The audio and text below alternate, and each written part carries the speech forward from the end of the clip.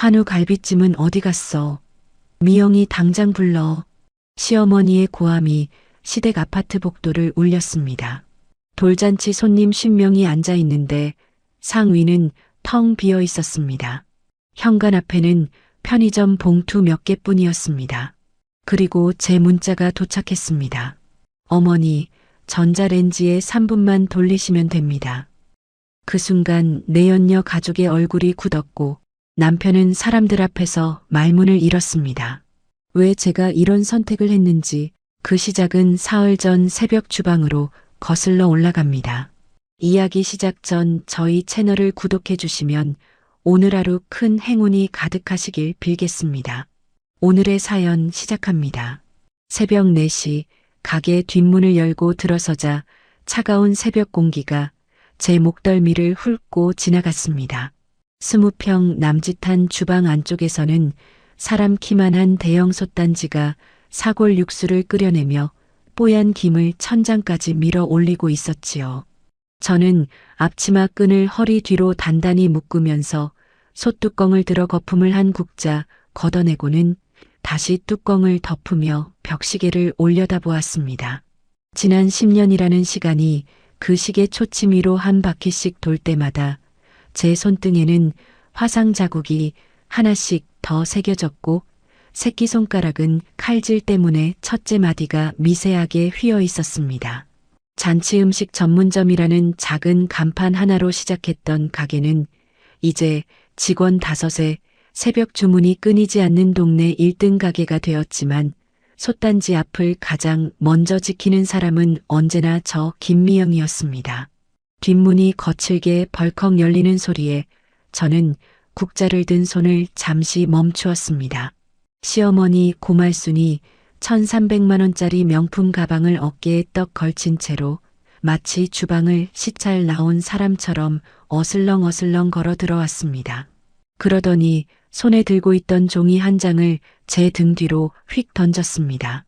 종이는 솥단지 옆 스테인리스 작업대 위에 펄럭이며 떨어졌고 거기에는 새빨간 펜으로 휘갈겨 쓴 주문 내역이 빼곡했습니다. 야, 미영아. 귀 열고 똑똑히 들어. 이번 주말 토요일에 잔치 하나 들어왔으니까 그렇게 알아라. 내 가게 손님이고 뭐고 다 뒤로 밀어. 우리 집 일이 먼저야. 말순이 손가락으로 주문서를 톡톡 두드리며 말했습니다. 저는 천천히 종이를 집어들어 한 줄 한 줄 읽어내려갔습니다. 한우 갈비찜에 자연산 광어회, 전복죽, 떡갈비, 잡채, 구절판까지 한 줄 한 줄이 모두 우리 가게에서 VVIP 손님께만 내드리는 최고급 코스였습니다. 거기에 인원수는 무려 10명이었고 행사 일정은 사흘 뒤 토요일 점심이었습니다. 어머니, 50인분요? 사흘 안에 자연산 회까지 준비하려면 재료비만 해도 1,000만 원이 넘습니다. 재료 주문도 오늘 바로 해야 합니다. 비용부터 먼저 정하셔야. 저는 차분하게 입을 떼었습니다. 그러자 말순이 코웃음을 치며 제 말을 잘랐습니다. 재료비? 너 지금 감히 시어머니 앞에서 돈 얘기하는 거니? 내가 내 손님이야? 나한테 계산서라도 들이밀겠다는 거야? 말순의 목소리가 한 톤 올라가더니 가방을 작업대 위에 쾅 내려놓았습니다. 내 귀한 지인 손주 첫돌이야. 시어머니가 사람들 앞에서 체면 좀 세우겠다는데 며느리가 음식 몇 가지 해바치는 게 그렇게 아까워? 네가 이 집 며느리로 산 세월이 몇 년인데 그 정도 하나 못해? 저는 손에 쥔 주문서를 꽉 움켜쥐었습니다. 주문서 하단에는 행사 장소가 적혀 있었는데 그곳은 다름 아닌 말순이 2달 전 전세로 얻어나간 40평대 아파트 주소였습니다. 귀한 지인 손주의 돌잔치를 왜 시어머니 집에서 한다는 건지 그 작은 어긋남이 제 가슴 한쪽을 서늘하게 훑고 지나갔습니다. 어머니, 행사 장소가 어머니 댁이네요. 손님 댁에서 하시는 게 아니라요? 10명이면 준비하는 방법도 달라집니다. 제가 확인은 해야 합니다. 저는 일부러 가벼운 목소리로 물었습니다. 그러자 말순이 흠칫 어깨를 떨더니 곧 표정을 가다듬으며 코를 한번 훌쩍였습니다. 애 엄마가 사정이 좀 있어서 우리 집에서 하기로 했어. 그게 그렇게 큰일이야? 너는 며느리가 시어머니 말 한마디도 못 믿니? 내가 장소까지 내 허락받고 정해야 해? 며느리가 시어머니 일에 그렇게 꼬치꼬치 캐물어야 직성이 풀려. 말순이 갑자기 발끝으로 제 앞치마 자락을 툭툭 걷어찼습니다. 하얗고 매끈한 명품 구두 코끝이 기름 자국이 군데군데 묻은 제 앞치마에 닿는 순간 말순이 인상을 쓰며 발을 거두었습니다. 하여간 음식 배달이나 하는 천한 직업 가진 게 무슨 질문이 그렇게 많아? 손에 기름 냄새 좀 묻었다고 네가 대단한 사람 된 줄 알아? 그냥 하라면 해. 네가 무슨 집안 어른인 줄 아니? 저는 입술을 살짝 깨물며 시선을 바닥으로 떨어뜨렸습니다. 지난 10년 동안 이런 멸시는 하루에도 몇 번씩 들어와서 이제는 귓등에도 걸리지 않을 법한데 오늘따라 그 한마디가 명치 끝에 콕 박혔습니다. 저 명품 가방, 저 구두, 말순이 걸치고 있는 모든 것이 다 어디서 나온 돈인지를 떠올리니 손끝이 찌릿하게 저려왔습니다. 어머니, 그래도 재료비는 주셔야 진행할 수 있습니다. 이건 집에서 밥 한 끼 차리는 일이 아닙니다. 손님 50명 음식입니다. 돈 없이 움직일 수는. 제가 다시 입을 떼자 말순이 작업대 위에 국자통을 쾅 하고 바닥에 엎어버렸습니다. 20자루 가까운 국자와 주걱이 시멘트 바닥으로 와르르 쏟아지며 요란한 소리를 냈습니다. 이게 정말 내가 말하면 네 하겠습니다 해야지. 시어머니가 부탁하는데 며느리가 뭘 그렇게 따져. 돈. 내 입에서는 어째 돈 얘기밖에 안 나오니? 말순이 목에 핏대를 세우며 소리쳤습니다. 내가 너한테 손 벌린 적 있어? 너 시집 올 때 우리 성진이가 어떤 아들인데 내가 눈물로 키운 내 금쪽 같은 아들인데 그 정도도 못 해줘? 네가 벌어봐야 얼마나 번다고 유세야? 너는 며느리 자격이 없는 애야 정말. 집안 체면도 모르는 애가 무슨 며느리야. 저는 바닥에 흩어진 국자를 하나씩 주워 담으며 아무 대답도 하지 않았습니다. 무릎을 굽힌 자세 그대로 고개만 푹 숙이고 있자 말순이 흥 하고 콧방귀를 뀌었습니다. 사흘 뒤 토요일 오전 8시까지 우리 집으로 배달 와. 한우 갈비찜도 뜨끈하게, 전도 윤기나게, 회도 싱싱하게 맞춰. 행여 빠지는 거 하나라도 있으면 알아서 해. 손님들 앞에서 시어머니 망신 주면 너 그날로 우리 집 호적에서 파버린다. 내 말 장난으로 듣지 마. 말순이 명품 가방을 다시 어깨에 걸치고는 굽 높은 구두로 또각또각 소리를 내며 주방을 빠져나갔습니다. 뒷문이 닫히는 소리에 저는 그제야 허리를 펴고 일어났습니다. 바닥에 떨어진 주문서를 다시 한번 펼쳐보니 종이 구석에는 작은 글씨로 장손 첫돌이라고 적혀 있는 것이 눈에 들어왔습니다. 장손이라는 두 글자가 가슴팍에 콱 박혔습니다. 시댁에 장손이라 부를 만한 손주가 있다는 얘기는 들어본 적이 없었습니다. 저와 남편 이성진 사이에는 아직 아이가 없었고 신우이는 결혼도 안 한 처녀였습니다. 저는 그 두 글자를 잠시 손가락으로 더듬다가 주문서를 앞치마 주머니에 깊숙이 찔러 넣었습니다. 가게 영업시간이 가까워질 무렵 가게 앞문종이 딸랑 울렸습니다. 머리부터 발끝까지 양복으로 차려입은 남편 이성진이 짙은 향수 냄새를 풀풀 풍기며 가게 안으로 들어섰습니다. 미영아, 나 오늘 거래처 접대 좀 가야 돼. 중요한 자리라서 돈 좀 쓴다. 괜히 이것저것 묻지 마. 성진이 카운터 쪽으로 곧장 걸어가며 말했습니다. 저는 솥단지 옆에서 도마를 닦다가 고개를 들었습니다. 무슨 거래처? 당신 회사 그만둔 지가 1년이 다 돼가는데 거래처 이름이라도 말해봐. 이 돈은 가게 돈이야. 그냥 가져갈 수 없어. 저는 일부러 모르는 척 물었습니다. 성진은 작년 가을부터 다니던 회사를 그만두고 사업을 한다며 집에서 노느니만 못한 시간을 보내고 있었습니다. 아, 그게 새 사업 시작하려고 사람 좀 만나러 가는 거지. 자기는 몰라도 돼. 내가 알아서 한다잖아.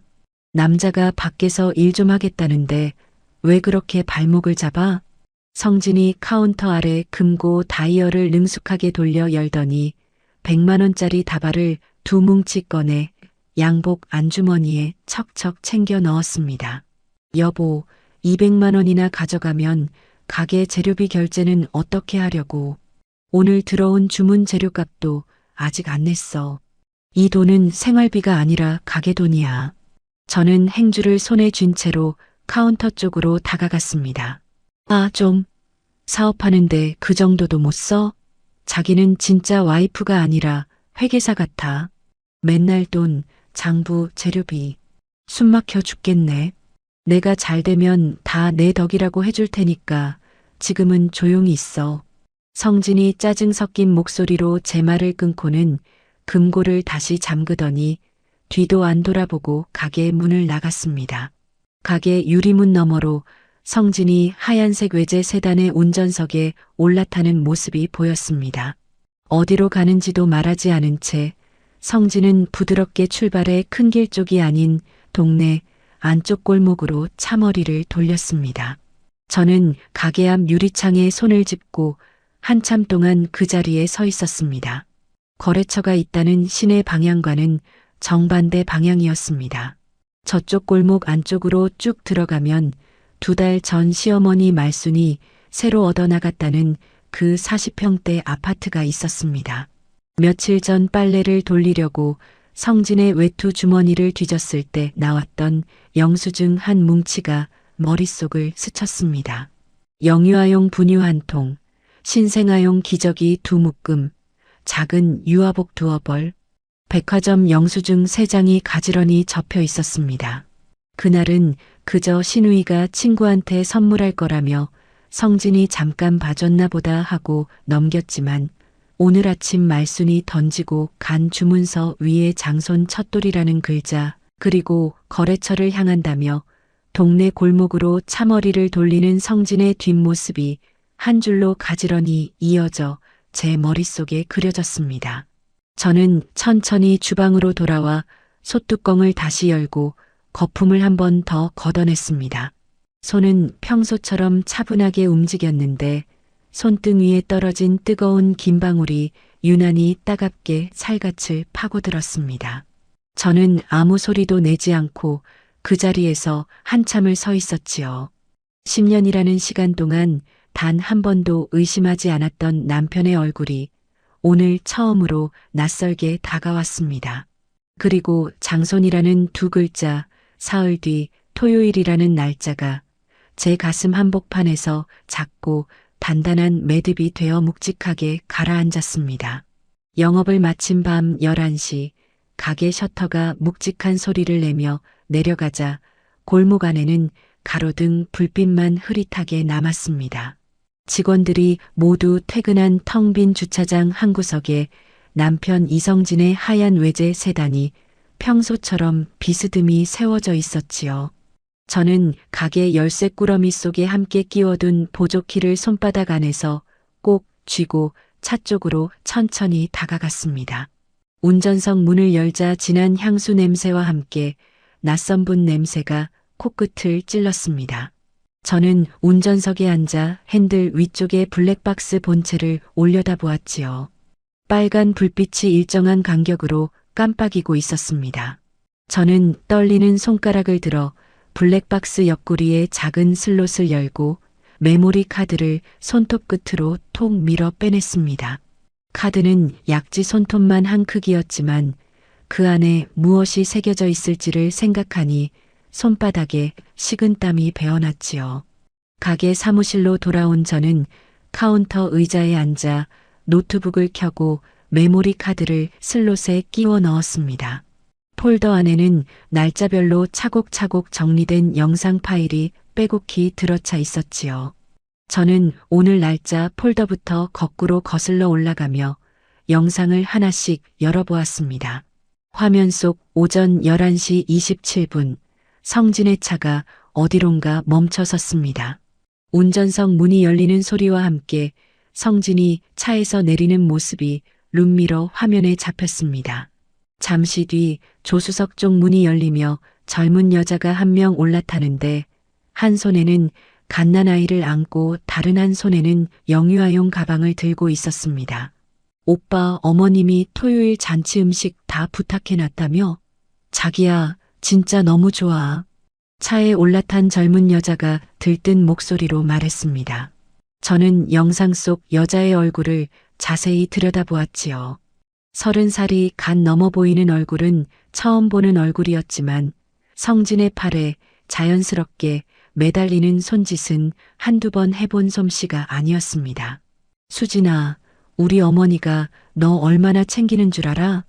마누라는 그냥 음식이나 만드는 식모로 부려먹으면 되니까 너는 신경 쓰지 마. 성진이 운전대를 잡고 능글능글 웃으며 말했습니다. 근데 오빠, 아기 돌상 차림은 진짜 제대로 하는 거 맞지? 우리 친정 식구들도 다 부른다니까 어머님한테 신신당부했어. 수진이라 불린 여자가 갓난아이를 무릎 위에 살짝 축혀 올리며 물었습니다. 걱정 마.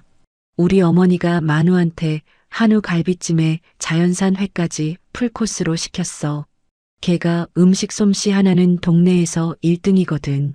너희 친정 식구들 입이 떡 벌어질걸. 성진이 한 손으로 수진의 어깨를 토닥였습니다.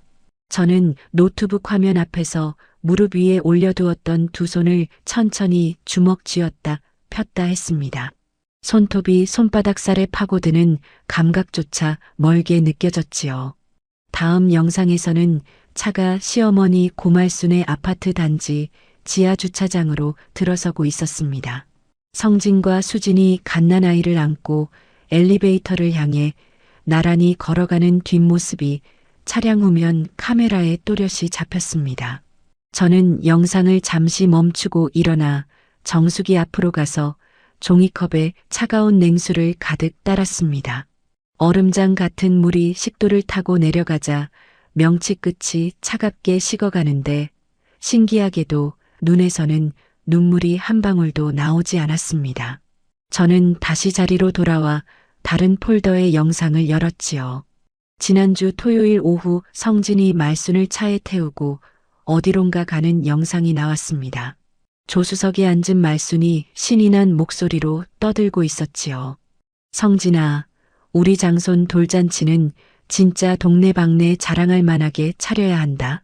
수진이 친정 식구들 앞에서 우리 시댁 체면이 살아야지. 말순이 손뼉을 짝짝 치며 웃음을 터뜨렸습니다. 엄마, 그래서 미영이한테 시키려고 하는 거잖아. 어차피 걔는 평생 남한테 음식이나 해바치는 게 인데 한 번 더 부려먹는 게 뭐 어때서. 성진이 핸들을 돌리며 같이 낄낄거렸습니다. 그래, 우리 미영이는 참 착해. 시어머니가 하라면 하는 애야. 본처가 만든 음식으로 내 장손 첫돌을 차리니 이게 또 얼마나 재밌는 일이냐. 말순의 간사한 웃음소리가 차 안에 가득 울려 퍼졌습니다. 저는 손에 쥔 종이컵을 와그작 구겨버렸지요. 구겨진 컵 가장자리에서 차가운 물방울이 손등을 타고 한 줄기 흘러내렸습니다. 영상을 모두 확인한 저는 노트북 옆에 놓아두었던 USB 메모리를 꺼내 파일을 폴더별로 옮겨 담았습니다. 폴더 이름은 외도 증거 1번, 외도 증거 2번, 시어머니 공모 증거 순으로 빈틈없이 분류해 두었지요. 그러고는 사무실 안쪽 작은 금고로 다가가 다이얼을 돌렸습니다.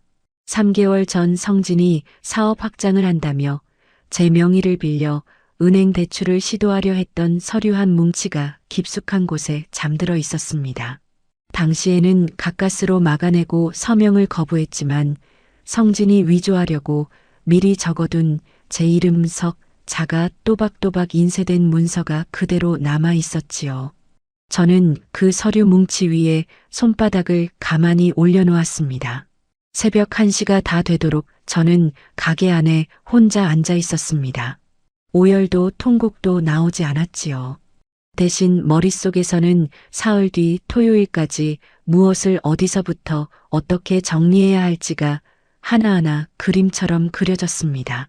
다음 날 아침 영업 시작 30분 전 가게 앞문이 거칠게 열리며 말순이 종이 가방 하나를 들고 들어왔습니다.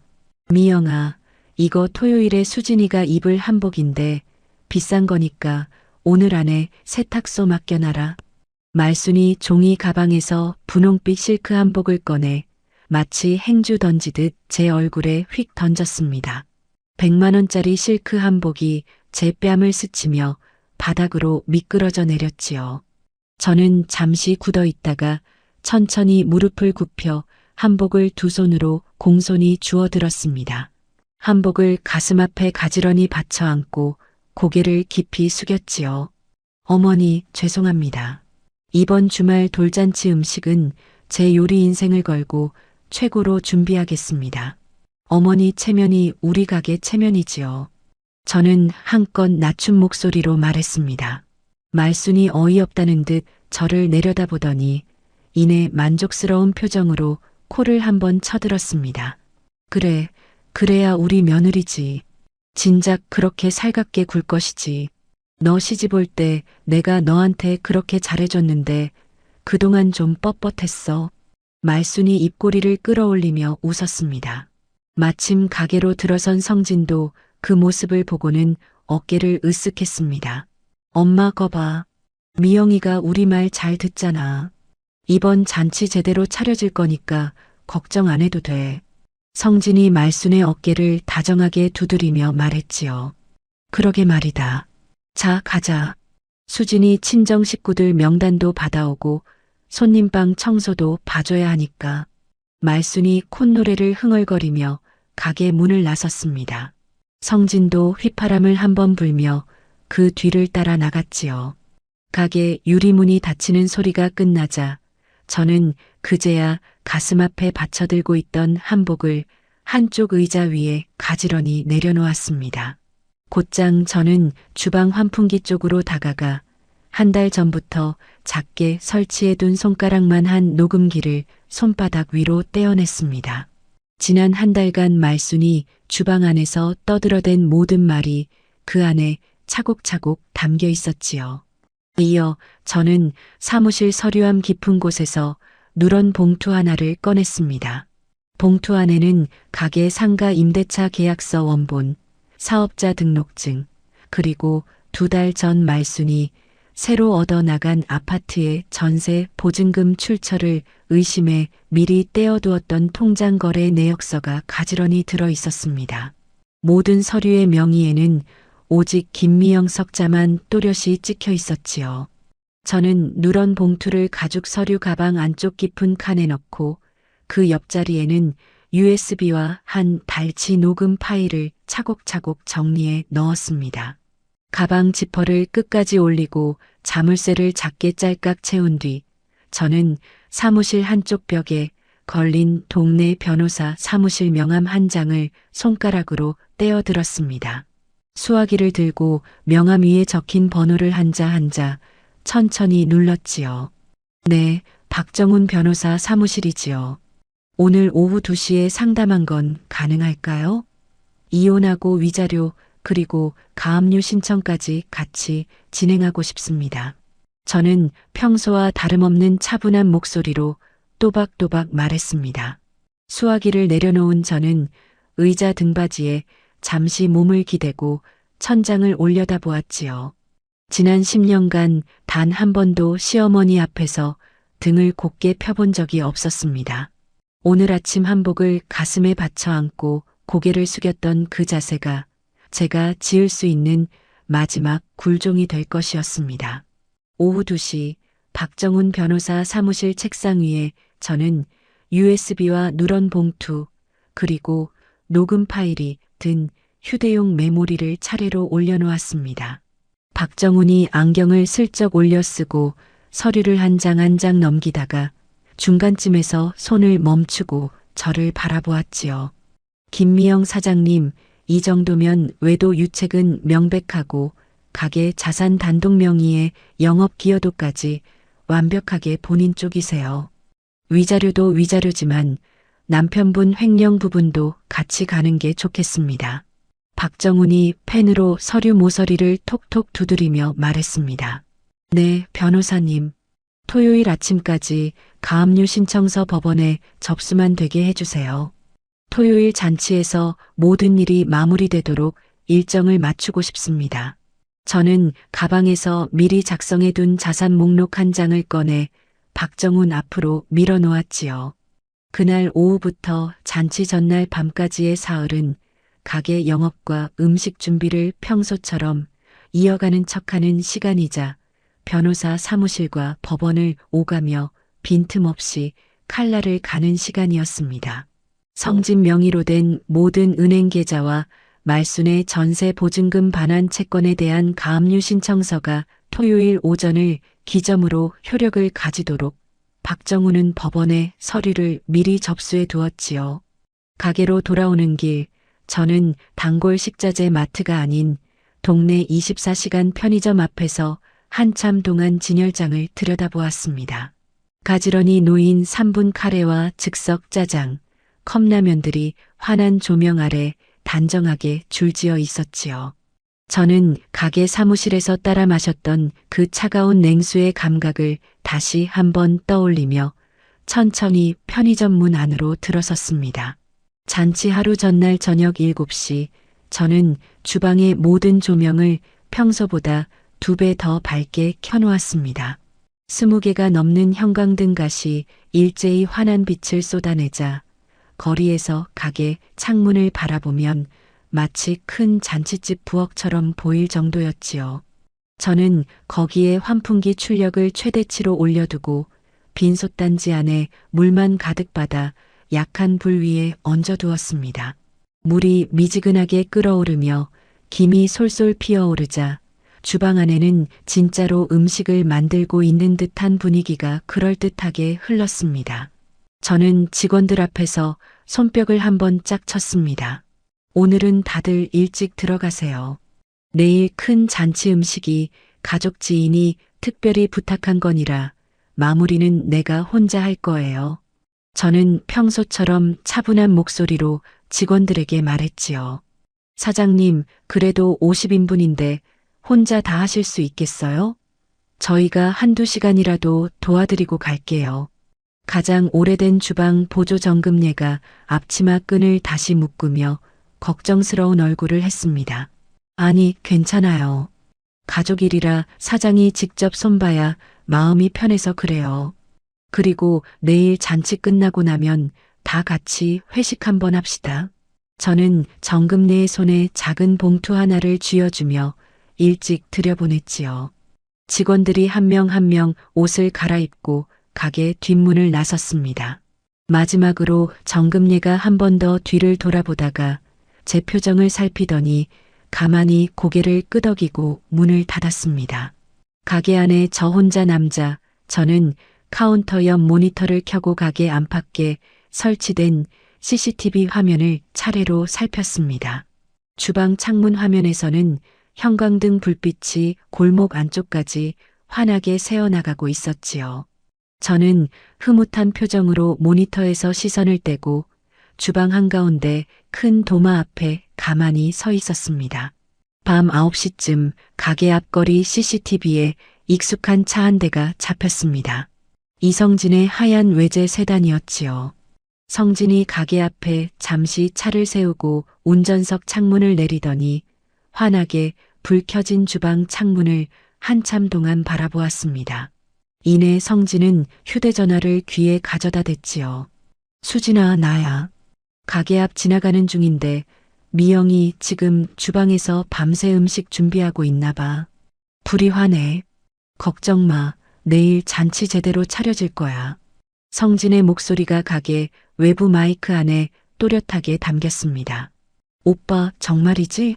우리 친정 엄마가 한우 갈비찜 좋아하시는데 그것까지 다 들어있는 거 맞지? 수진의 목소리가 휴대전화 너머로 새어나왔습니다. 당연하지. 걔가 솜씨 하나는 끝내준다니까. 너 내일 시집 친정 식구들 앞에서 안방마님 자리 제대로 잡고 앉아있으면 돼. 성진이 콧노래를 흥얼거리며 차창을 다시 올리고는 부드럽게 출발했습니다. 저는 모니터 화면 앞에서 한쪽 입꼬리만 살짝 끌어올렸지요.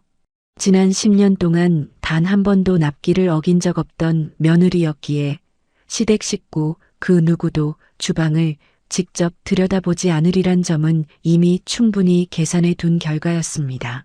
밤 11시 30분 저는 빈 솥단지에 불을 꺼버리고 환풍기만 그대로 돌아가게 두었습니다. 주방의 모든 형광등은 그대로 켜놓은 채 저는 사무실로 들어가 평소 입던 앞치마를 한 번에 벗어 빨래통에 던져 넣었지요. 새벽 2시 저는 검은색 모자를 푹 눌러쓰고 두꺼운 점퍼 안에 머리카락까지 꼼꼼하게 집어넣었습니다. 대형 장바구니 4개를 양손에 2개씩 나눠들고 가게 옆문을 조용히 열고 골목 밖으로 나섰지요. 새벽 공기는 살을 애듯 차가웠지만 손바닥에는 도리어 후끈한 열기가 돌았습니다. 큰 길 모퉁이 24시간 편의점 안으로 들어서자 야간 아르바이트생이 졸린 눈을 비비며 인사를 건넸습니다. 어서 오세요. 저는 가볍게 고개만 끄덕이고 곧장 즉석식품 진열대 쪽으로 발길을 옮겼지요. 3분 카레, 즉석 짜장, 인스턴트 미역국, 즉석 잡채, 컵라면, 햄과 소시지, 삼각김밥까지 진열대를 따라 걸으며 한 칸 한 칸 장바구니 안으로 쓸어 담았습니다. 한 손으로 카레 팩을 10개씩 묶어 던져 넣고 다른 손으로는 컵라면 묶음을 한 번에 5개씩 끌어 담았지요. 장바구니 4개가 모두 묵직하게 차오를 무렵 진열대를 한 바퀴 더 돌며 빠진 품목을 살폈습니다. 잠시 머리를 굴려보니 50인분 정도면 무리 없이 다 채워질 분량이었습니다. 계산대 위에 산처럼 쌓인 즉석식품을 보고 아르바이트생이 눈을 동그랗게 떴습니다.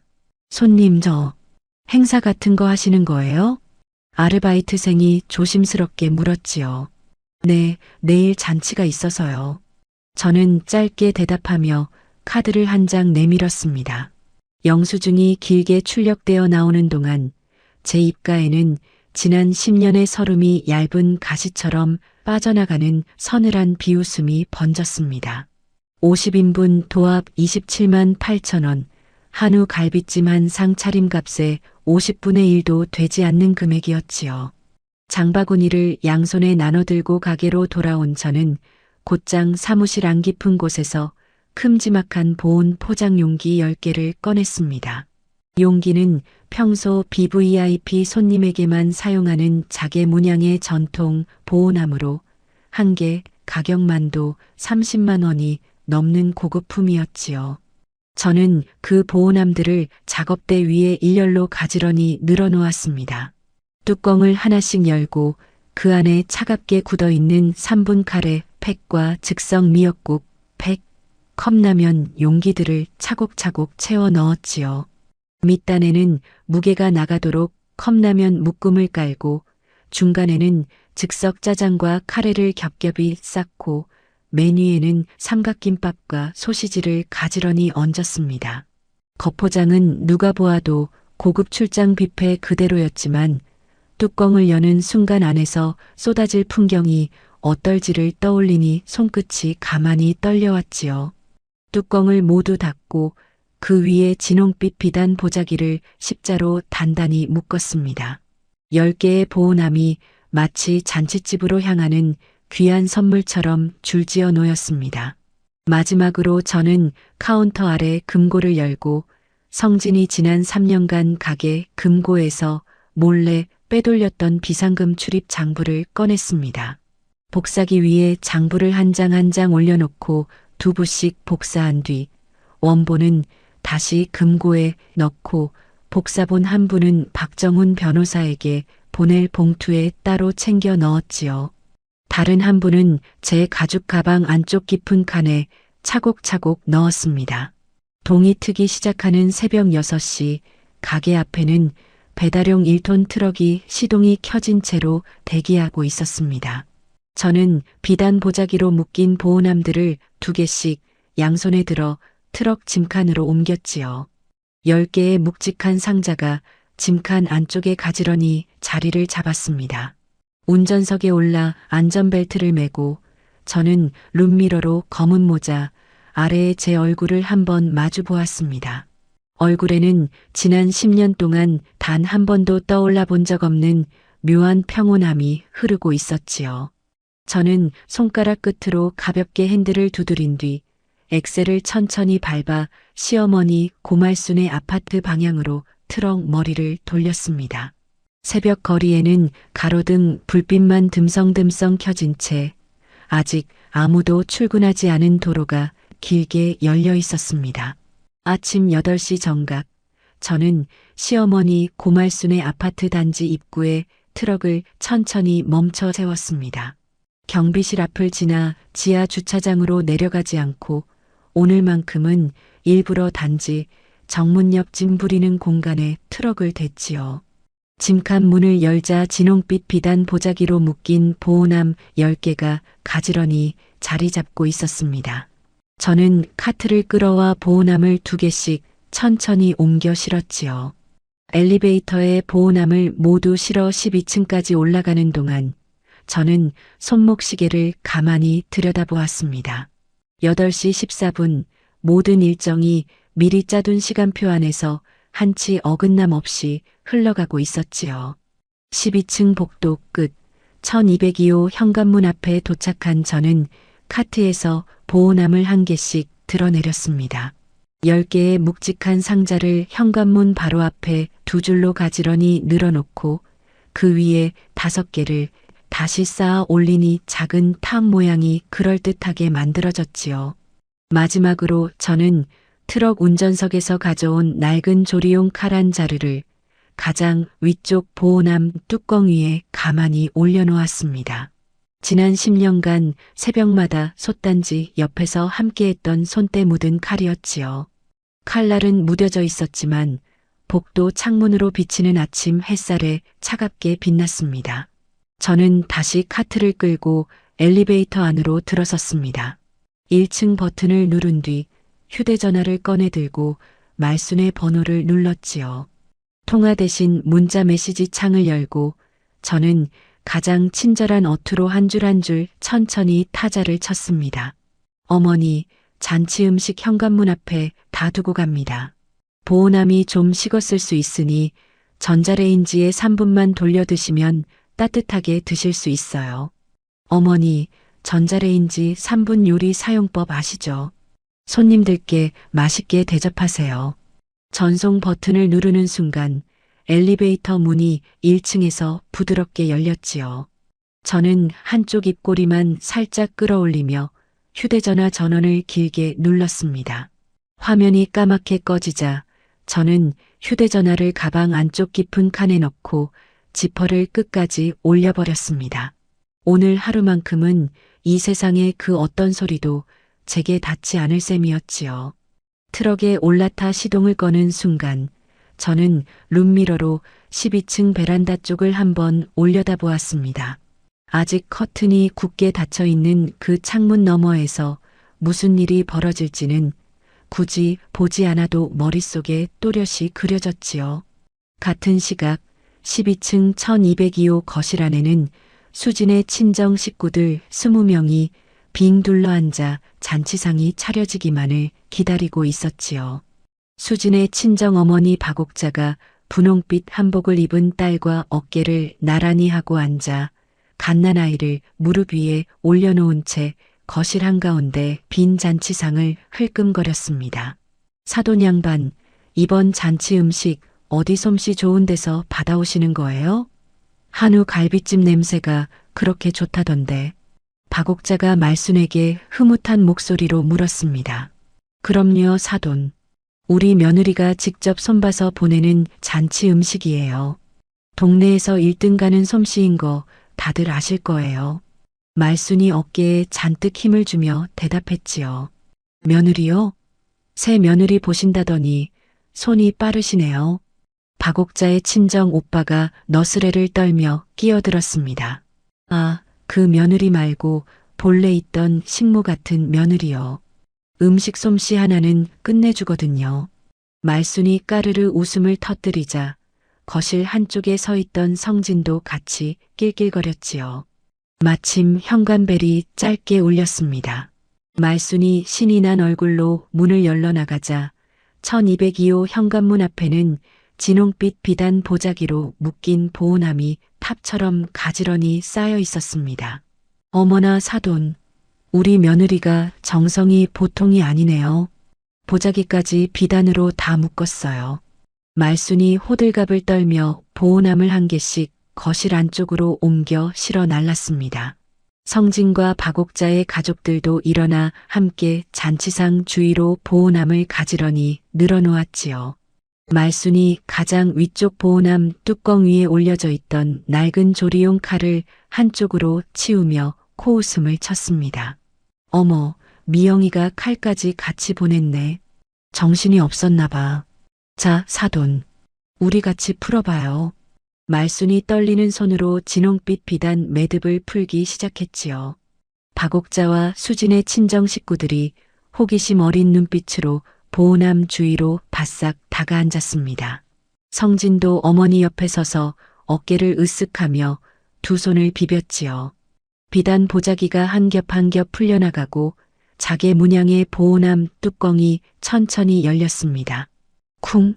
차갑게 굳어있던 즉석 칼에 팩 한 줌이 가장 먼저 거실 바닥으로 우르르 쏟아져 내렸습니다.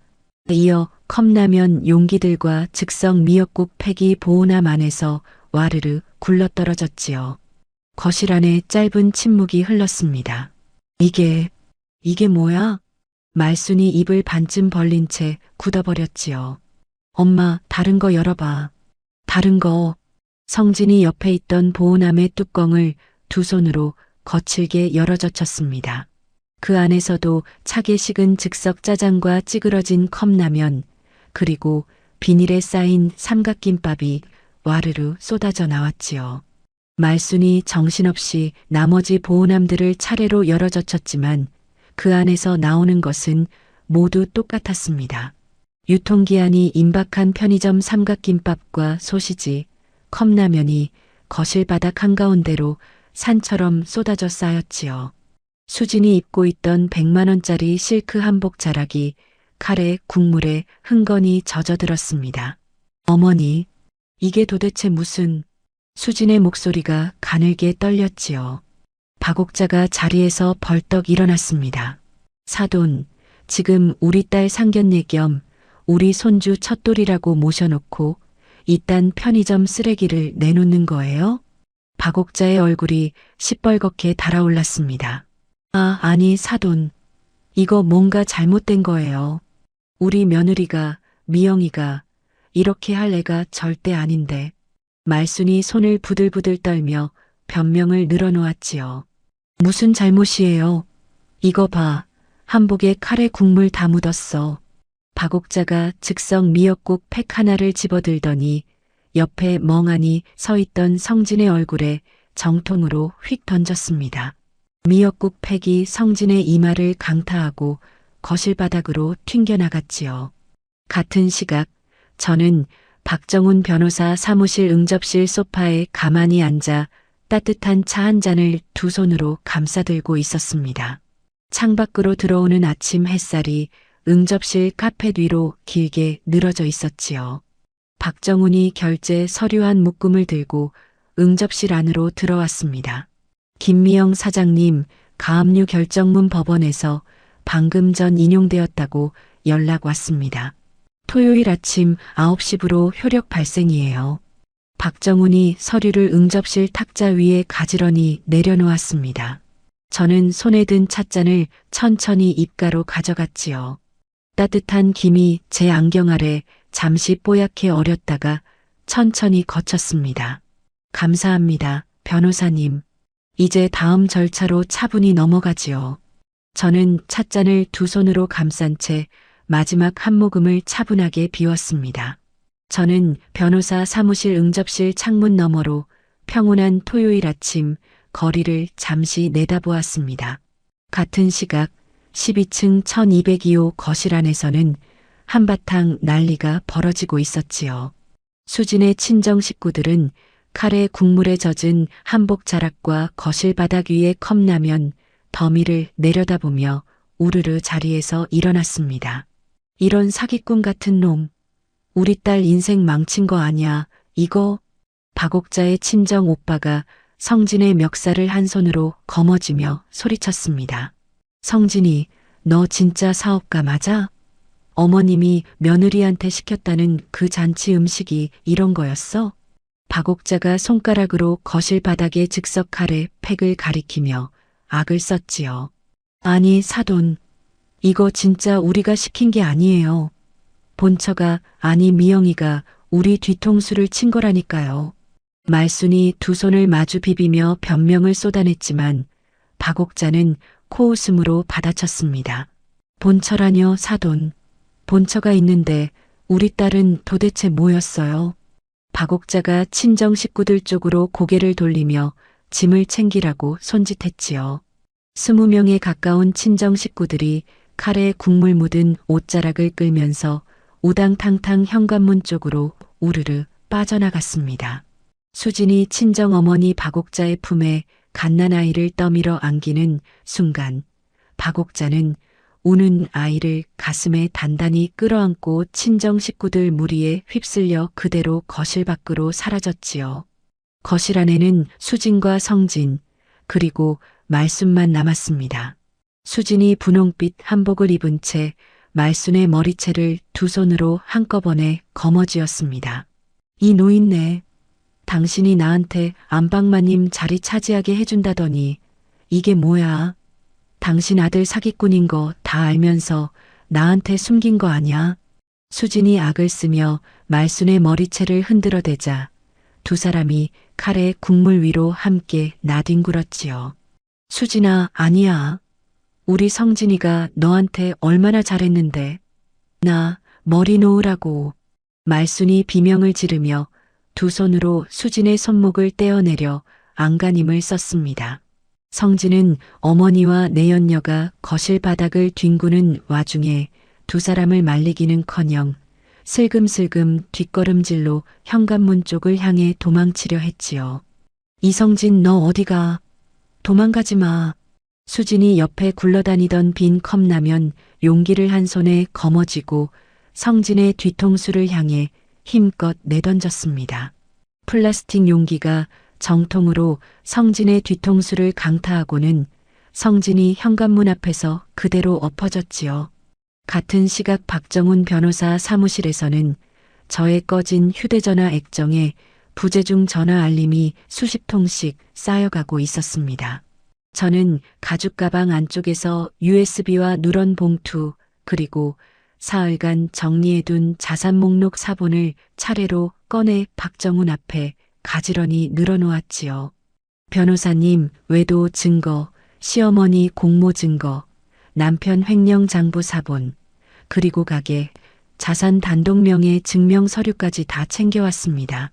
저는 한 장 한 장 손가락으로 짚으며 말했습니다. 박정훈이 안경을 슬쩍 올려 쓰고 서류를 한 묶음씩 차분하게 검토했지요. 김미영 사장님, 이 정도 자료면 이혼 소송에서 유책 배우자는 두말할 것 없이 남편 쪽이고 가게 자산은 김미영 사장님 단독 노동으로 형성된 게 명백합니다. 위자료 청구하고 횡령금 환수까지 동시에 진행하지요. 박정훈이 펜으로 서류 모서리를 톡톡 두드리며 말했습니다. 그리고 변호사님, 상간녀 위자료 청구도 같이 들어가 주세요. 이수진이라는 여자입니다. 저는 USB 안쪽 폴더 한 곳을 손가락으로 가리켰지요. 알겠습니다. 이혼 소장과 상간녀 위자료 청구 소장 모두 월요일 아침에 법원에 접수해 두겠습니다. 박정훈이 고개를 끄덕이며 메모지에 일정을 적어 내려갔습니다. 다음 날 일요일 아침 10시 저는 평소와 다름없이 가게 셔터를 올리고 카운터 자리에 앉아 있었지요. 미리 연락해둔 사설 경호회사에서 보내준 경호원 2명이 출입구 양쪽에 단정한 정장 차림으로 자리를 잡고 서 있었습니다. 가게 문이 거칠게 벌컥 열리며 성진이 안으로 뛰어들었지요. 양복 매무새가 흐트러진 채 한쪽 뺨에는 칼에 국물 자국이 그대로 말라붙어 있었습니다. 김미영, 너 이게 무슨 짓이야? 어머니가 어제 그것 때문에 머리채까지 잡혔다고. 성진이 카운터 앞 진열대 위에 그릇들을 한 손으로 와르르 쓸어 떨어뜨렸습니다. 사기 그릇들이 가게 바닥에서 쨍그랑 소리를 내며 산산조각 났지요. 저는 카운터 의자에 앉은 채로 눈썹 하나 까딱하지 않았습니다. 여보, 그 그릇 한 세트가 80만 원짜리야. 변상해줘. 저는 차분한 목소리로 말했지요. 성진이 발길질로 옆에 있던 주방 작업대를 한 번 더 걷어차더니 카운터 쪽으로 성큼 다가오려 했습니다. 저는 출입구 쪽 경호원 2명에게 가만히 눈짓을 보냈지요. 경호원들이 곧장 양쪽에서 성진의 팔을 단단히 붙들었습니다. 나 놓으라고. 여기 내 가게야. 내가 들어가는데 누가 막아. 성진이 발버둥을 쳤지만 경호원들의 소나기는 미동도 하지 않았지요. 저는 카운터 위에 미리 놓아두었던 누런 봉투 2장을 한 손에 집어들었습니다. 이거 다 받아가. 저는 자리에서 일어나 가게 출입구까지 걸어 나와 경호원들에게 끌려 가게 밖으로 밀려난 성진의 발치에 봉투 2장을 가만히 떨어뜨렸습니다. 첫 번째 봉투에는 이혼 소장이, 두 번째 봉투에는 상간녀 이수진 앞으로 보내는 위자료 청구 소장이 들어 있었지요.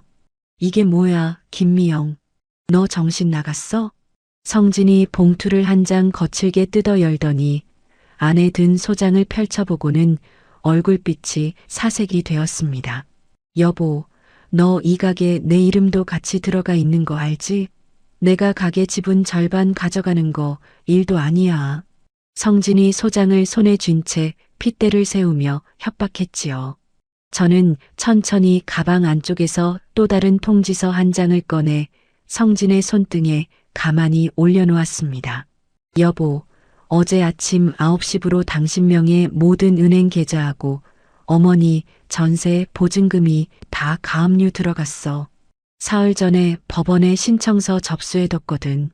저는 또박또박 말했습니다. 성진이 통지서를 펼쳐들고 한참을 들여다보았지요. 손가락 끝이 가늘게 떨리더니 곧 통지서를 든 2손이 함께 떨리기 시작했습니다. 그리고 가게 명의는 처음부터 끝까지 내 단독 명의야. 당신 이름은 한 줄도 안 들어가 있어. 그동안 가게 돈으로 산다고 했던 모든 거 다 내 돈으로 산 거였어. 저는 마지막 한마디까지 또박또박 끝낸 뒤 가게 안쪽으로 다시 걸어 들어갔지요. 경호원들이 성진의 어깨를 살짝 밀자 성진은 봉투를 손에 쥔 채 보도블록 위로 풀썩 주저앉았습니다. 가게 안으로 돌아온 저는 카운터 위 CCTV 모니터를 한번 들여다보았습니다. 방금 벌어진 성진의 행패와 폭력 장면이 7대의 가게 안팎 카메라에 모두 또렷이 녹화되어 있었지요. 저는 그 영상 파일을 별도 폴더에 저장해 두라고 카운터 모니터 옆 직원에게 손짓했습니다. 그날 오후 저는 박정훈 변호사를 통해 어제 오전 잔치 소동 도중 갓난아이가 거실 한쪽에 한참 동안 방치되어 있었다는 정황을 전달받았지요. 박옥자가 친정으로 데려갔다고는 하지만 어제 그 자리에서 갓난아이를 두고 어른들끼리 한바탕 머리채를 잡고 뒹굴었던 정황만은 명백했습니다. 저는 곧장 수화기를 들고 동네 아동보호전문기관과 관할 경찰서 여성청소년계에 차례로 전화를 걸었지요. 잔치 당일 정황과 박옥자의 친정 주소까지 모두 진술서에 적어 제출했습니다. 아이가 어떤 처지에 놓이든 어른들의 욕심에 휘둘려 다치는 일만은 막아야 했지요. 그날 저녁 박옥자의 친정집으로 출동한 사회복지사들이 갓난아이를 안전한 임시 보호소로 인계했다는 연락을 박정훈으로부터 전해 들었습니다.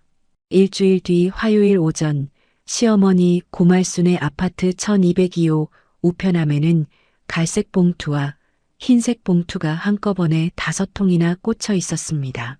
전세보증금 반환 채권 가압류 결정문, 성진의 은행 계좌 7군데에 대한 예금, 가압류 안내문, 그리고 법원에서 보낸 송달 통지서들이 차례로 우편함을 가득 메웠지요.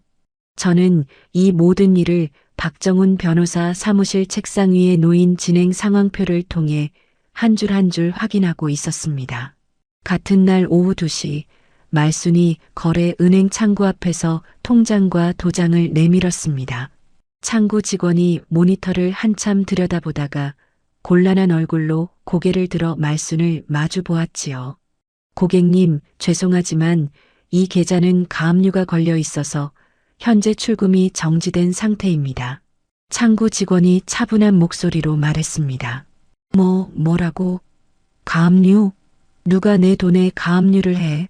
말순이 창구 유리창을 손가락으로 톡톡 두드리며 목소리를 높였지요.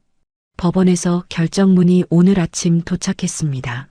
자세한 사항은 법원이나 담당 변호사 사무실에 문의해 보셔야 할 것 같아요. 직원이 모니터 너머로 출력한 안내문 한 장을 내밀자 말순이 그 종이를 손등으로 휙 쳐냈습니다. 이거 며느리 그년이 한 짓이지. 내가 며느리 호적에서 파버린다고 했을 텐데. 이런 못된 년이 어디 있어. 말순이 손가락 끝으로 직원의 얼굴을 향해 삿대질을 했지요. 다른 창구의 손님들이 모두 고개를 돌려 말순을 바라보았습니다. 고객님, 진정하시고요. 이런 행위는 영업 방해입니다. 직원이 옆에 있던 호출 버튼을 짧게 눌렀지요. 잠시 뒤 청원경찰 2명이 다가와 말순의 어깨를 양옆에서 단단히 붙들었습니다. 내 돈 찾으러 왔는데 왜 못 찾게 해? 이거 이 손 놓으라고. 말순이 발버둥을 치며 큰 소리를 냈지만 청원경찰들은 말순을 은행 출입구 밖 보도블록 위까지 부드럽게 끌어냈지요. 저는 같은 날 오후 박정훈 변호사를 통해 그 장면을 보고받았습니다. 박정훈이 응접실 책상 위에 새로 인쇄한 서류 한 묶음을 펼쳐놓았지요. 김미영 사장님, 남편분 횡령 부분 형사 고발 진행하시는 거 맞으시지요? 가게 비상금 장부 사본하고 가게 카운터 CCTV 영상 다 검찰에 같이 넘기는 게 좋겠습니다. 박정훈이 펜을 한번 톡톡 두드리며 말했습니다. 네, 변호사님. 지난 3년간 가게 금고에서 빼돌린 돈만 도합 1억 7천만 원입니다. 한 푼도 빠짐없이 돌려받겠습니다. 저는 가방 안쪽에서 또 한 부의 장부 사본을 꺼내 박정훈 앞에 놓았지요. 다음 날 수요일 오전 성진이 관할 경찰서 조사실로 출석했습니다. 조사실 안에서는 성진이 횡령 혐의에 대한 진술서를 한자 한자 적어 내려가야 했지요. 경찰관이 모니터를 들여다보며 차분하게 질문을 이어갔습니다. 이성진님, 현재 재직 중인 직장 있으십니까? 없습니다. 작년 가을부터 사업 준비 중이에요. 성진이 고개를 푹 숙인 채 답했지요. 명의로 된 부동산이나 차량, 예금은요? 차량은 외제 세단 한 대인데 그것도 가압류 들어갔습니다. 예금도 다 묶였고요. 성진이 손가락 끝으로 책상 위를 신경질적으로 두드렸습니다. 그러니까 지금 무직의 무일푼이라는 말씀이시지요? 경찰관이 결정적인 한마디를 천천히 또박또박 발음했지요. 경찰서 복도 끝 벤치에 앉아있던 수진이 조사실 문틈으로 새어나오는 그 한마디에 자리에서 천천히 일어났습니다. 수진의 손에는 그날 아침 박정훈 사무실로부터 발송된 위자료 청구 소장이 그대로 들려 있었지요. 수진의 얼굴빛이 새파랗게 질려가더니 입술이 가늘게 떨리기 시작했습니다. 무일푼? 외제 세단 굴리고 명품 차고 다니던 사람이 무일푼이라고? 수진이 혼잣말처럼 중얼거리며 한쪽 손으로 벽을 짚었지요. 재산이 수십억 대인 줄 알고 매달렸던 남자가 사실은 그 집 안주인이 새벽 4시부터 끓여낸 사골 육수 옆에서 감고 돈을 빼돌려 살아온 기생충이었다는 사실이 수진의 머릿속을 천천히 채워갔습니다. 조사실에서 나온 성진이 복도에서 수진과 마주쳤지요. 수진아, 일이 좀 꼬였는데 잠깐만 기다려주면. 성진이 손을 뻗었습니다. 기다려? 내가 뭘 더 기다려, 사기꾼아. 수진이 들고 있던 소장 봉투를 성진의 가슴팍에 거칠게 던지고는 뒤도 안 돌아보고 경찰서 정문 쪽으로 또각또각 걸어 나갔지요. 같은 날 저녁, 저는 잔치 음식 전문점의 황금빛 간판을 직접 내리도록 인부들에게 손짓했습니다. 지난 10년 동안 새벽마다 가장 먼저 인사했던 그 간판이 한쪽으로 살짝 기울어진 채 인부의 손에 안전하게 내려졌지요. 사장님, 가게 정말 정리하시는 거예요? 단골 손님들이 다 아쉬워하실 텐데요. 오래된 주방 보조 정금예가 두 손을 모은 채 곁에 다가왔습니다. 걱정 마요. 더 좋은 가게, 더 좋은 일터로 다시 옮기는 거니까요. 여러분 자리는 그대로 보장합니다. 저는 정금래의 어깨를 가만히 두드려 주었지요. 이어 저는 박정훈 변호사 사무실에 들러 상가 건물주에게 임대차 계약 해지 통보서를 정식으로 발송했습니다. 보증금은 계약 조건대로 정상적으로 돌려받기로 했고 가게의 모든 자산과 영업권은 제 단독 명의의 세법인 통장으로 안전하게 옮겨두었지요. 다음 날 목요일 오후 친정 어머니로부터 휴대전화 한 통이 걸려왔습니다. 미영아, 시어머니가 우리 집 앞에 와서 막 문을 두드리고 있어. CCTV 봐봐. 지금 인터폰 화면 그대로 보내준다. 친정 어머니의 목소리가 가늘게 떨렸습니다. 저는 곧장 휴대전화로 친정집 인터폰 중계 화면을 띄웠지요. 화면 속에는 머리가 반쯤 헝클어진 말순이 친정집 대문 앞에서 한쪽 손으로 초인종을 연속해서 누르고 있었습니다. 이 사돈 양반들, 며느리 데려가서 이게 무슨 짓이오? 우리 보증금이 가압류로 묶여서 한 푼도 못 받게 됐다고. 우리 살 길은 만들어줘야 할 거 아니오. 말순이 대문을 발길로 한번 차며 악을 썼지요. 어머니, 가만 계세요. 그쪽으로 한 발자국도 나오시면 안 돼요. 저는 휴대전화 너머로 친정 어머니에게 차분하게 말했습니다. 어머, 또 시작이네. 어제도 한번 왔다 가놓고. 친정 어머니가 한숨을 내쉬며 말했지요. 어머니, 그 인터폰 영상 그대로 녹화하시고 곧장 112 신고하세요. 무단 침입의 협박, 영업 방해입니다. 저는 또박또박 일러두었습니다. 잠시 뒤 친정집 골목 안쪽으로 사이렌 소리가 울렸지요. 경찰차 2대가 친정집 대문 앞에 멈춰 섰고 경찰관들이 말순의 양팔을 단단히 붙들어 차 안으로 호송했습니다. 말순이 목에 핏대를 세우며 무엇인가 큰 소리를 질렀지만 경찰차 문이 닫히자 그 소리도 그대로 끊겼지요. 저는 휴대전화 화면을 천천히 내려놓고 새 사업장 자리로 알아둔 번화가 대형 상가 1층의 가오픈 도면을 책상 위에 펼쳤습니다. 지난 10년 동안 명치 끝에 단단하게 매달려 있던 묵직한 체증이 종이 위로 펼쳐진 깔끔한 도면을 한번 쓰다듬자 거짓말처럼 가볍게 흘러내렸지요. 말순이 경찰차에 호송되어 친정집 골목을 빠져나간 그날 밤 시어머니의 1202호 아파트 거실 안에서는 또 한 번 큰 다툼이 벌어졌습니다. 저는 박정훈 변호사를 통해 그 정황을 며칠 뒤 한 줄 한 줄 보고받았지요. 수진이 거실 한가운데 큰 캐리어 2개를 펼쳐놓고 옷장 안에 명품 코트와 한복들을 한꺼번에 쓸어 담고 있었습니다. 수진아, 어디가? 응? 너 지금 어디 가는 거야? 성진이 캐리어 손잡이를 한 손으로 거머쥐며 매달렸지요. 어디 가긴 어딜까, 나가는 거지. 내가 너 같은 사기꾼 옆에 1분이라도 더 붙어 있을 줄 알았어? 수진이 캐리어 손잡이를 한 번에 거칠게 잡아당겼습니다.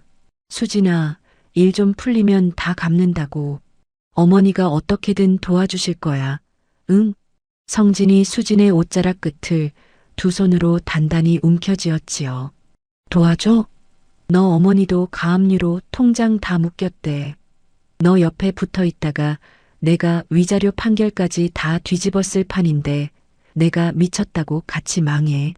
수진이 두 손으로 성진의 손목을 매몰차게 쳐냈습니다. 옷자락이 찢기는 둔탁한 소리와 함께 수진은 캐리어를 끌고 현관문을 박차고 그대로 사라졌지요. 거실 한가운데 주저앉은 성진의 어깨가 들썩이기 시작했습니다. 한쪽에서는 칼의 국물 자국이 그대로 남은 바닥을 두 손으로 짚은 말순이 가슴을 주먹으로 쾅쾅 두드리며 통곡을 쏟아냈지요. 이런 못된 년이 어디 있어. 우리 성진이 인생 망쳐놓고 자기만 살겠다고 도망가는 게 사람이야. 말순이 목 놓아 울며 바닥을 손바닥으로 내리쳤습니다. 엄마, 다 엄마 때문이야. 엄마가 미영이만 안 건드렸어도 일이 이렇게까지는 안 됐다고. 성진이 자포자기한 목소리로 어머니에게 소리쳤지요. 내 탓? 너 입에서 그 말이 나와. 너만 한눈 안 팔았어도 우리 미영이가 가만히 잘 살았어.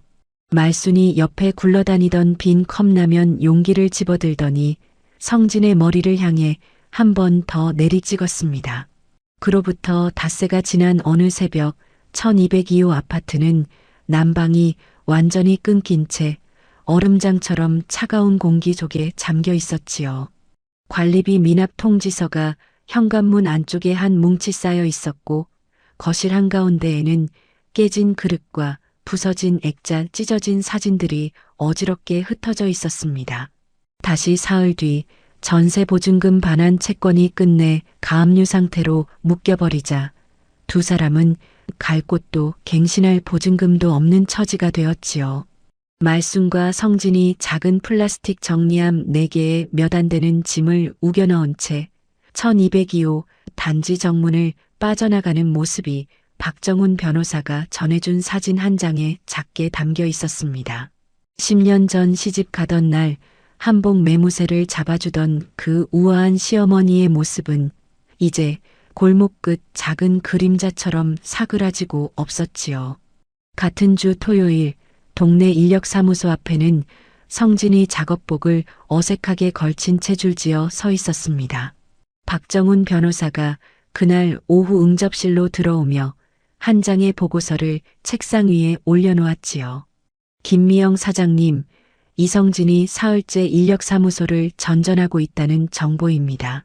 첫날은 건설 현장에 나가서 시멘트 한 포대도 못 들어 점심 전에 쫓겨났고 둘째 날은 식당 설거지 자리에 갔다가 그릇 깨먹고 1시간 만에 잘렸어요. 박정훈이 보고서를 손가락 끝으로 톡 두드렸습니다. 10년 동안 손에 흙 한 번 안 묻혀본 몸이니 그럴만도 하지요. 저는 의자 등받이에 편하게 기대며 짧게 답했지요. 그날 같은 시각 동네 재래시장 한쪽 모퉁이에는 머리가 헝클어진 채 흰 봉지 한 장을 손에 든 말순의 모습이 있었습니다. 시장 한 귀퉁이의 채소 가게 앞에서 가게 주인이 다듬다 버린 시래기와 무 꼬랑지를 두 손으로 주워 봉지 안에 차곡차곡 담아 넣고 있었지요. 아니 사모님, 거기서 뭐 하시는 거예요? 그거 다 버리는 건데. 지나가던 동네 아주머니 한 명이 의아한 얼굴로 한마디 던졌습니다. 댁이 무슨 상관이야. 내가 내 거 줍는데. 말순이 봉지를 가슴에 끌어안고 다른 한 손으로 휘저으며 소리를 질렀지요. 지나가던 사람들이 모두 흘끔흘끔 말순을 돌아보며 길을 비켜갔습니다. 한때 1,300만 원짜리 명품 가방을 어깨에 걸치고 며느리 앞치마를 발끝으로 차던 그 시어머니의 모습은 시래기 봉지를 끌어안은 노파의 그림자 뒤로 완전히 가려져 사라졌지요. 그날 밤 늦은 시각 동네 작은 공원 벤치 위에는 두 사람의 그림자가 나란히 앉아 있었습니다. 12월 한밤중 차가운 빗줄기가 가로등 불빛을 가르며 비스듬히 쏟아져 내렸지요. 성진과 말순이 각자 손바닥만 한 종이 박스 한 개를 머리 위에 받치고 그 박스 위로 떨어지는 빗방울 소리를 함께 듣고 있었습니다. 엄마, 우리 이제 어디로 가? 성진이 갈라진 목소리로 중얼거렸지요. 몰라. 나도 몰라. 너 잘 키워서 이게 다 뭐냐?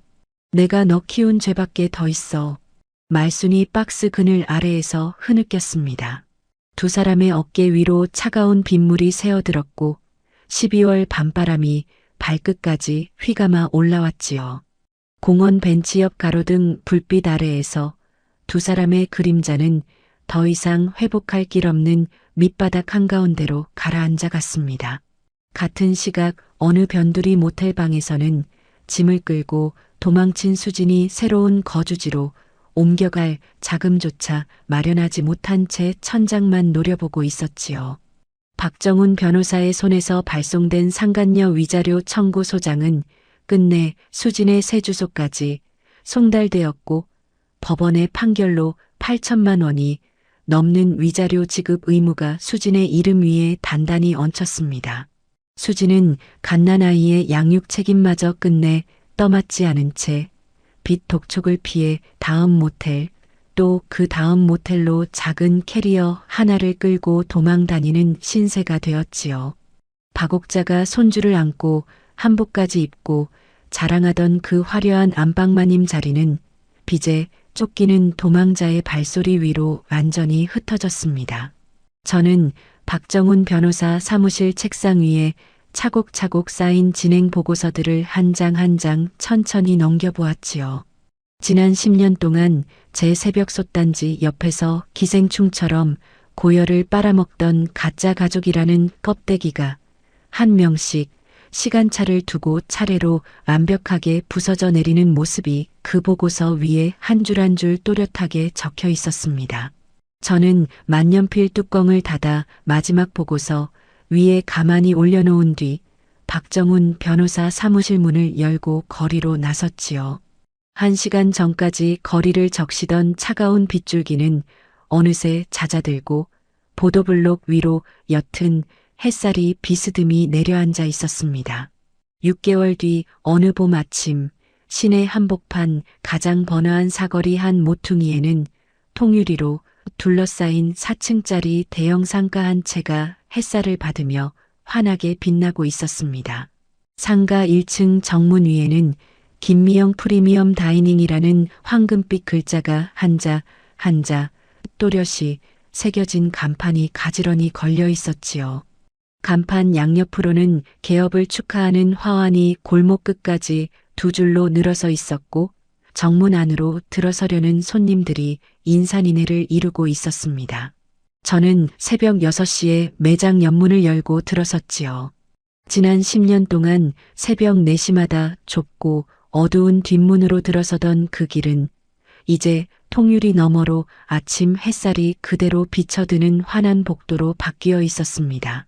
저는 옷장 안에서 깔끔하게 다림질된 흰 셰프복을 꺼내 어깨에 걸치고 가슴 한쪽에 대표 김미영이라고 새겨진 작은 명찰을 손가락 끝으로 가볍게 만져보았지요. 오픈 키친 안으로 들어서자 옛가게에서부터 손발을 맞춰온 정금네가 가장 먼저 환한 얼굴로 인사를 건넸습니다. 사장님, 오늘 점심 도시락 500인분 단체 주문 자재 다 입고됐어요. 제가 첫 번째 라인 책임지고 돌릴게요. 정금네가 두 손으로 앞치마 끈을 단단히 묶으며 말했지요. 고마워요. 든든하네요. 오늘 매장 정식 오픈 첫날이니까 호흡 한 번 더 맞춰봅시다. 저는 정금네의 어깨를 가만히 두드려 주었습니다. 옛가게에서 함께 일했던 직원 5명이 모두 새 매장으로 옮겨와 통유리 너머로 환한 햇살이 비치는 작업대 앞에 가지런히 자리를 잡고 있었지요.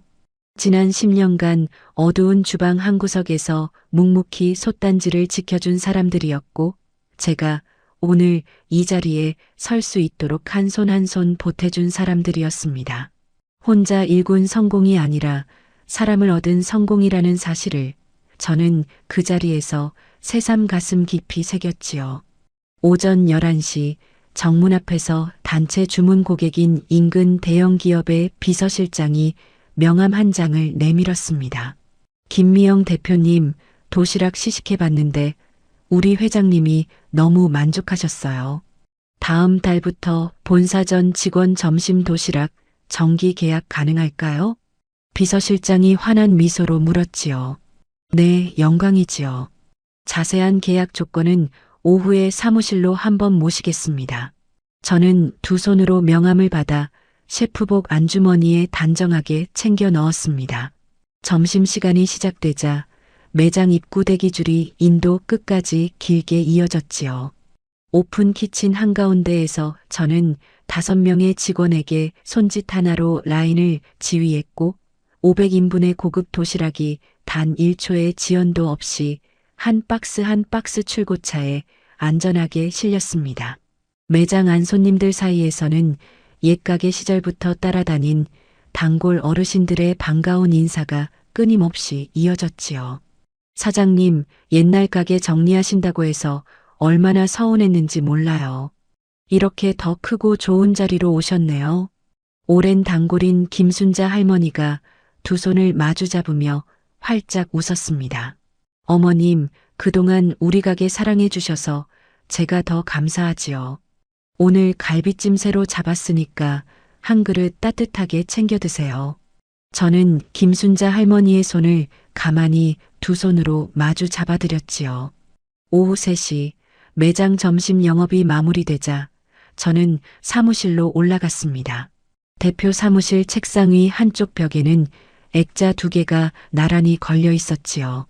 한쪽 액자 안에는 이혼 소송 완벽 승소로 받아낸 위자료 5억 원 판결문이, 다른 한쪽 액자 안에는 횡령금 1억 7천만 원 환수 판결문이 각각 단정하게 자리 잡고 있었습니다. 훈장처럼 빛나는 2장의 판결문 옆에는 옛가게 새벽 4시 솥단지 앞에서 찍었던 오래된 사진 한 장도 함께 걸려 있었지요. 사진 속 제 손등의 화상 자국이 오늘 책상 위에 펼친 새 메뉴판의 매끈한 종이 위와 묘하게 겹쳐 보였습니다. 저는 사무실 가운데에 혼자 서서 천천히 두 팔을 벌렸지요. 그러고는 처음으로 소리내어 크게 한번 웃었습니다.